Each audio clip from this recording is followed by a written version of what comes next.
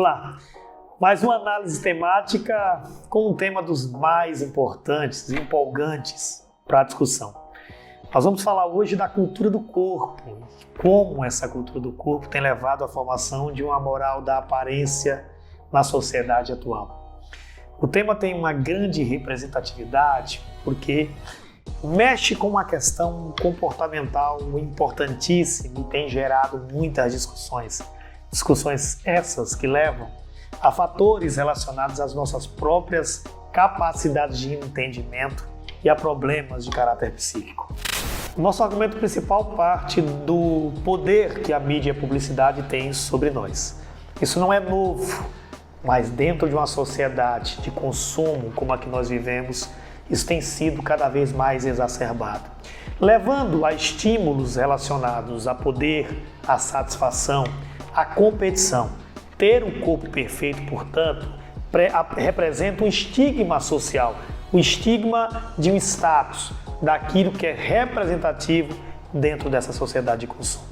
É importante considerarmos que toda a gama de estereótipos corporais construídos no discurso midiático e presente no imaginário coletivo e a apologia ao consumo tem em comum a moral da aparência. Esses valores estão em consonância com os da sociedade contemporânea e que são estimuladas na competição coletiva e individual.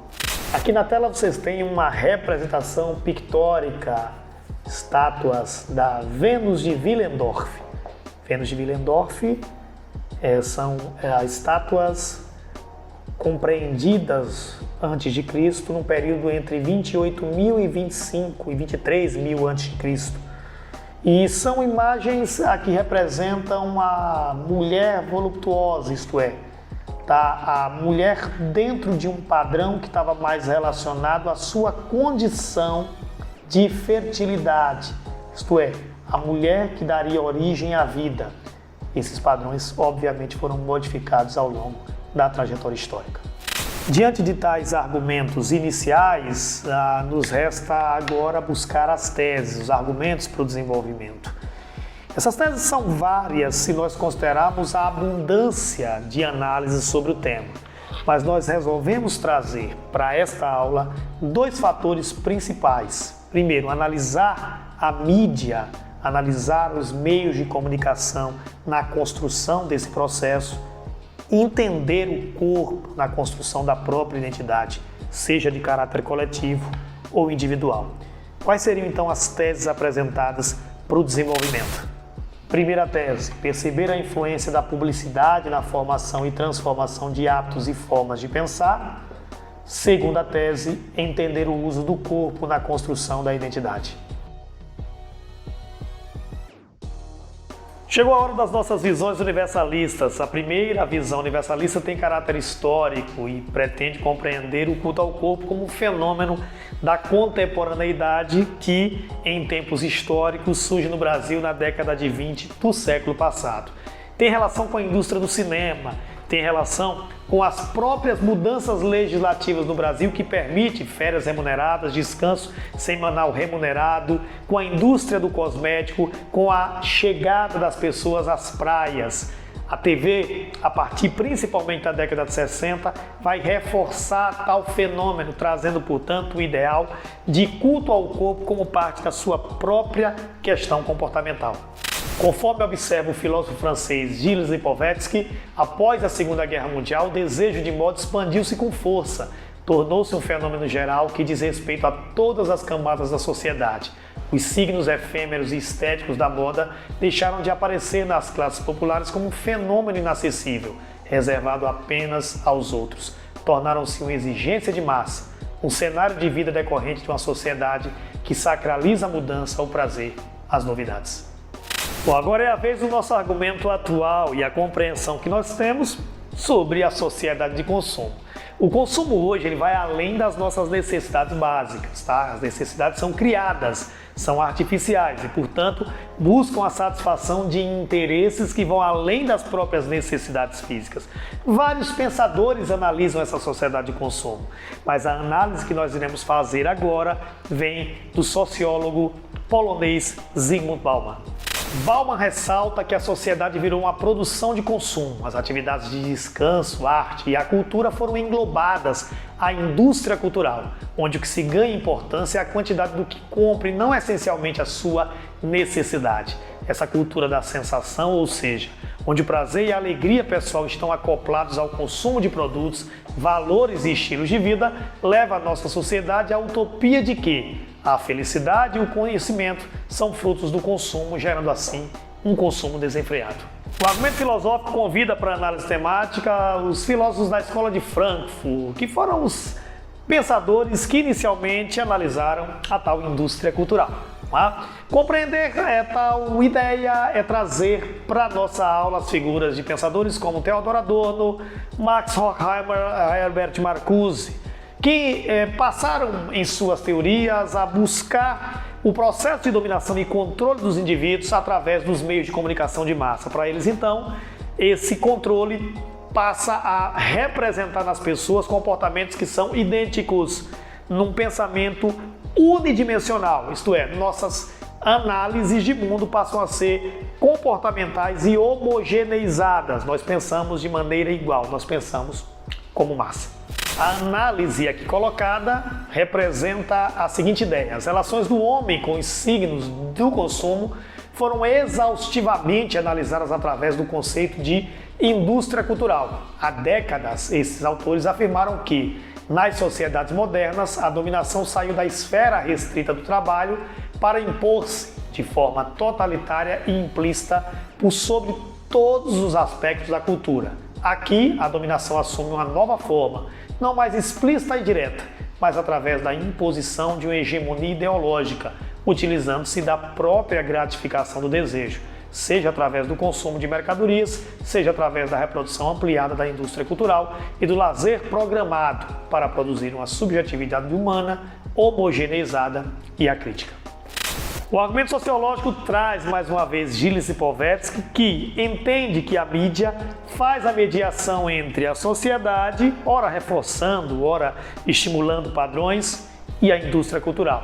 Segundo Lipovetsky, a mídia traz a ideia de que a publicidade fundamenta aquilo que ele chama de apoteose da sedução, onde esses controles são reafirmados a partir de uma lógica, a lógica do corpo perfeito. Essa lógica do corpo perfeito pode variar e pode mudar ao longo da própria trajetória dos interesses econômicos, mas ela é sempre de uma forma padronizada, determinada. A mídia e a indústria da corpolatria produzem um discurso que nos diz o tempo todo que beleza, saúde, potência, sedução e sucesso são indissociáveis e que não se pode jamais viver sem esses elementos. Cuidar do corpo em si é indispensável ao bem-estar e à felicidade. Ser jovem, saber dançar os ritmos da moda, vestir-se bem, frequentar a academia são alguns ditames que estão sendo incutidos no tecido social. A criação constante de necessidades pelo sistema midiático e pelo mercado vem fomentando o narcisismo e o hedonismo. O que agora eu falo é trazer um convite à reflexão em cima de dois pensadores até agora citados, Gilles Lipovetsky, em A Felicidade Paradoxal, e Vida para o Consumo, clássico livro do Zygmunt Bauman. São duas obras fundamentais para a compreensão desse tema, porque ele analisa a sociedade de consumo através do chamado viés comportamental. Bauman extremamente pessimista em relação à sociedade que a gente vive. Já Lipovetsky um pouco mais otimista. Em ambos, a reflexão a respeito dessa sociedade de consumo e do consumo visto como algo que transformou o homem em mercadoria. Na tela vocês têm aí Vida para o Consumo do Bauman, que é um livro de 2008, onde o autor discorre sobre os impactos da transformação de diversas áreas da vida, a exemplo da política, da economia, da cultura. E no outro, fala-se sobre o clássico livro de Gilles Lipovetsky, A Felicidade Paradoxal, ensaio sobre a sociedade de hiperconsumo, onde esse autor francês discute o consumo no mundo atual a partir, portanto, da relação hedonista, do consumo hedonista na moral, baseada no prazer imediato, da busca infinita pela felicidade e aquela sensação de desamparo se o indivíduo ele não alcança o êxito, então ele passa a ser, portanto, um fracassado. Eu agora faço uma reflexão de caráter estrutural mesmo, para poder apresentar dentro de uma redação as possibilidades de entendimento do fato social, que é tudo aquilo que a gente percebe como coisa, como um fato externo. Lembre-se da definição clássica de Durkheim sobre fato social: ser coercitivo, ser exterior e ser geral. E aquilo que as competências dos vestibulares, principalmente a do Enem, traz como o selecionar o fato, o relacionar e interpretar. Então eu escolhi um fato social e vou fazer uma relação e interpretação. Percebam como nós colocamos. A ditadura da beleza no Brasil é um fenômeno que penaliza, mas que também banaliza. Existe uma preocupação excessiva com o corpo, não só em termos de cirurgias plásticas, mas em quantidade de academias, salões de beleza e de farmácias. Isso é algo gritante quando se compara com outros países, e isso está naturalizado no cotidiano. Isso é um fato social.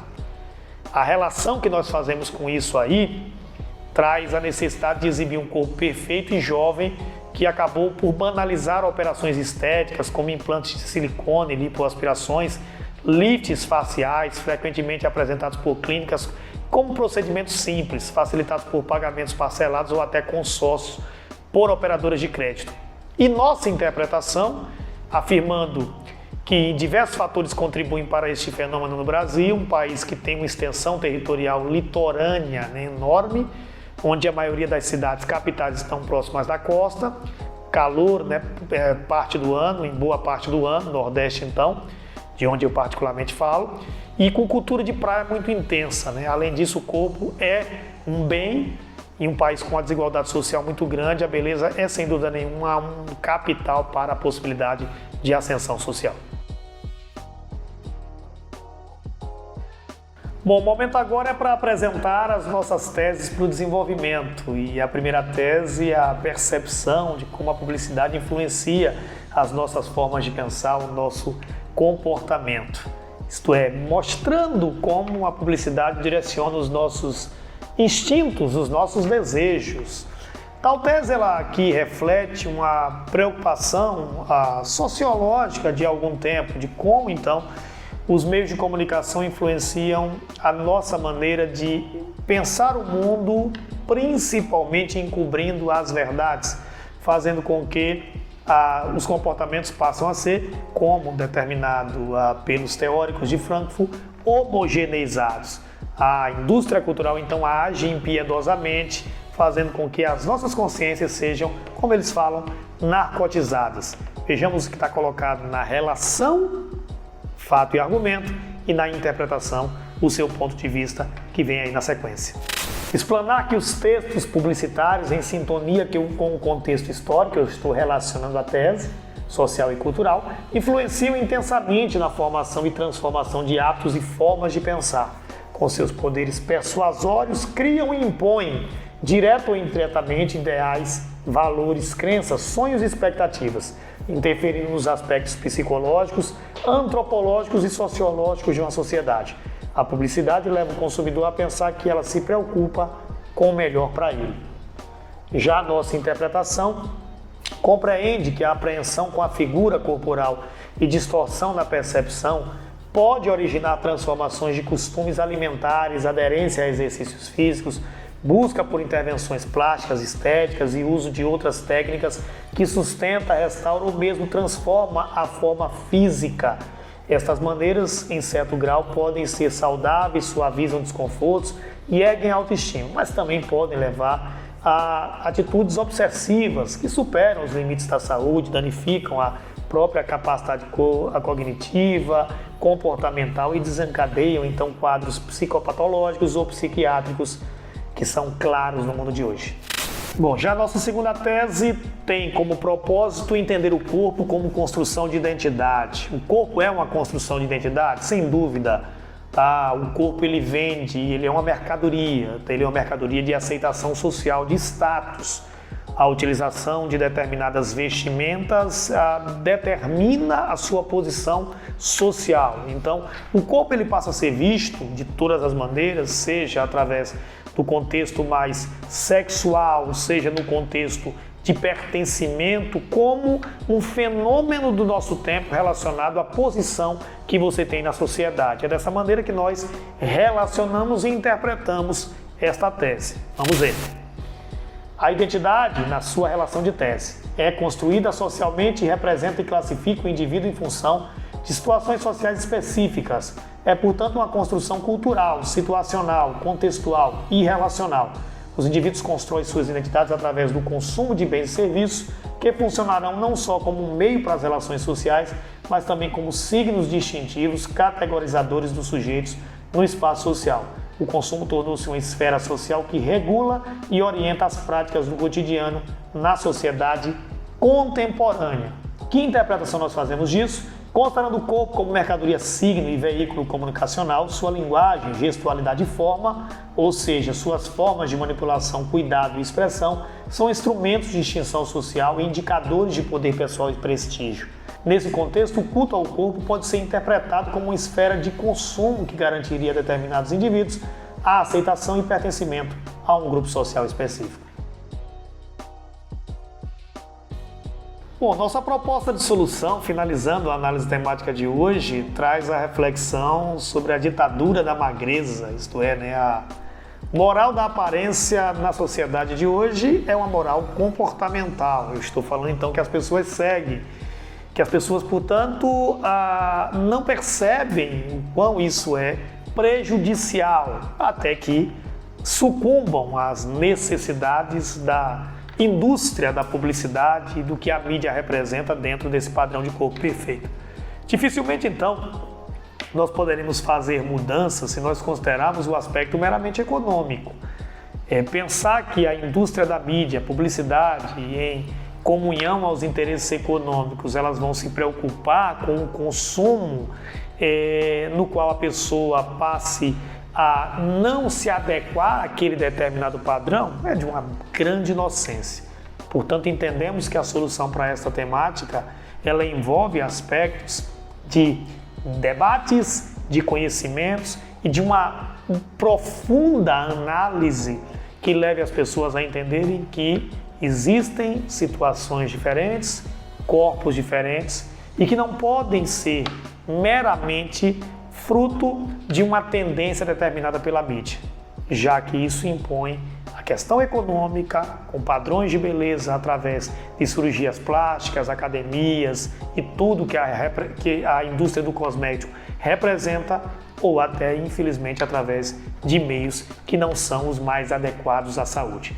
Portanto, trazer instituições sociais de importância como família e escola a este debate é entender que essa discussão precisa ir além da função meramente econômica. Qual seria então a nossa proposta de solução? A ditadura estética da magreza é um fenômeno social dentro da cultura do culto ao corpo, sendo um dos elementos da sociedade de consumo. Junto às promessas de belas curvas está o lucro da indústria de beleza, que movimenta bilhões ao ano.